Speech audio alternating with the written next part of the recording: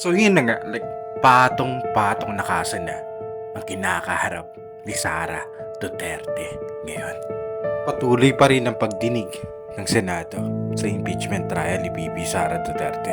At kasabay nito, magkahiwalay na kaso.